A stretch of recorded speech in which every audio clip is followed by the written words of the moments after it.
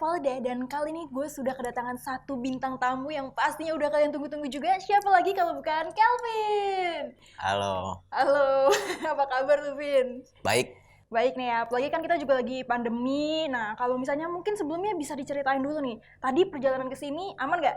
Aman sih. Aman, enak nih ya.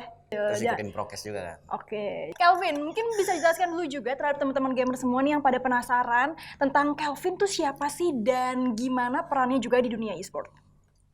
Nama gue Calvin, game gue di PC Free Fire, role gue support dari tim Red Bull Rebellion. Oke, mungkin bisa diceritain juga dari Kelvin itu sendiri, kira-kira nih kesibukannya lagi apa aja untuk sekarang? Kesibukan gue sekarang jadi professional player aja sih. Oh, gitu. Dan lo umur berapa sekarang? Umur gue 20 tahun.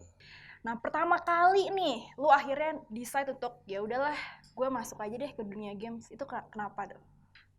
Karena gue tertarik sih, dan hobi gue juga hobi main game, dan ya gini, sekarang gue jadi pro player. Tapi ortu lo setuju tuh? Ortu gue awalnya nggak setuju. Oh, Dan setelah juara? Setelah itu belum juara kok, belum bisa nunjukin. Tapi Belum.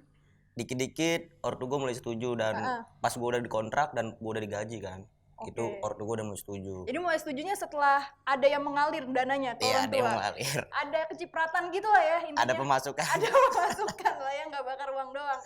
Oke deh, dan aduh, kalau gitu sampai sekarang nih, lu pernah jenuh nggak sih ketika bermain games? Apalagi kan lu kerjaannya cuma di gaming house doang, terus habis itu lu cuman kayak ya setiap hari makan, tidur, berdoa, main game, turnamen. Maksudnya lu ada di satu tempat yang sama-sama mereka-mereka lagi gitu. Pernah bosan nggak sih?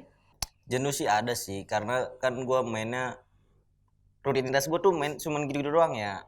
Tidur, main game, makan, gitu-gitu doang. Jadi jenuh sih pasti ada. Oke. Tapi cara lu nge-overcome itu gimana? Biar misalnya lu tetap semangat gitu buat main. Kalau misalnya gue lagi jenuh sih, gue biasanya gue rehat dulu main game, rehat main gamenya, terus gue keluar kayak cari street food lah, cari makan-makan. Oh, nongki dong. Ya iya kayak nongki gitulah, ngopi, lagi gitu aja sih. Tapi kerjaannya main terus cuman belum angkat medali nih. Kenapa, boy? Kenapa coba? Kalau misalnya medali itu, kalau misalnya kemarin tuh gue nggak ngangkat medali tuh gara-gara mental sih. Oh, masih mental. kurang mental, dan gue tim baru juga. Ya gitu, yang lawannya juga terlalu strong juga kan. EVOS back to back. Iya, Aura. Ya gitulah. First Jadi Spider. kebanting mental gue. Belum ada mental untuk mental final, grand final gitu. Gue ngeliat sendiri kalau misalnya di RBR sebenarnya salah satu tim kuat juga sih. Cuman karena yang tadi lu bilang karena mental, dan biasanya nih banyak juga yang ngaitin ke arah mental ini karena pengalaman sama umur. Lu sendiri baru 20 tahun. Mempengaruhi nggak sih orang-orang yang lebih muda dari lu atau baru masuk ke kepala dua atau lebih tua itu dari sifat atau mental? Misalnya lebih bijak atau ternyata lebih childish gitu? Kalau misalnya di umur di bawah gue tuh pasti terpengaruh banget kan, karena awal juga pasti mentalnya kena. Nah kalau misalnya umur di atas gue itu emang kebijak, pasti pemikiran lebih luas. Bapak. Tapi pasti mekaniknya kurang. Oh gitu. Kalau misalnya tambah tua, pikiran bijak tapi mekanik kurang. Kalau misalnya lebih muda, mekanik bagus, pemikiran kurang. Jadi biasanya short call-nya itu berarti datangnya dari yang lebih berumur, maksudnya yang lebih tua gitu, atau nggak ngaruh gitu? Nggak ngaruh sih, short call di umur berapa ya, yang penting dia tegas dan pinter aja, pinter ngambil zona gitu. Bisa jadi short call. Di zaman gue nih Vin, waktu gue masih jadi pro player, itu biasanya kapten itu ngerangkap 2 role, jadi short call juga, jadi kapten. Nah, kalau misalnya di Battle Royale sekarang, kira-kira kapten itu sama nggak sih sama shot caller? Beda. Tetap beda berarti di sini? Tetap beda. Oh. Terus kapten secara signifikan tugasnya apa? Kapten untuk, ada 2 sih kapten di game kan, ada kapten game, ada kapten iya. Kapten tim lah ya, iya, kapten tim sama kapten in game. Oh, itu beda tuh di sini. Ya beda. Oke, kapten in game lebih ke arah yang decide kita bikin strategi atau gimana atau gimana? Iya, kayak bikin strategi, nyoba-nyoba strategi baru juga tuh kapten game. Terus kalau kapten luar game, kapten tim itu ya itu kayak kapten biasanya aja lah. Yang kalau misalnya berantem, berangkul, gitu-gitu ya. bonding, jadi tempat curhat. Ya. Oke. Berarti kalau misalnya kapten in game lebih ke arah strategis, coach di sini Apa? Kalau coach sebagai analis juga Oh, bisa. analis, yes, betul.